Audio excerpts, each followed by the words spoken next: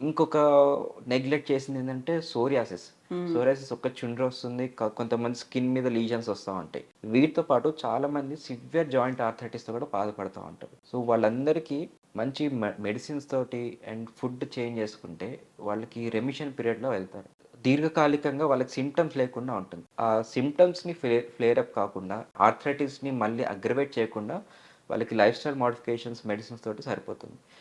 ఇది చేసి కూడా వాళ్ళకి తగ్గకపోతే మన దగ్గర ఆ ఇన్‌ఫ్లమేషన్ రూట్ కాజ్‌ని రిమూవ్ చేసేలాగా వెల్‌నెస్ థెరపీస్ ఉన్నాయి.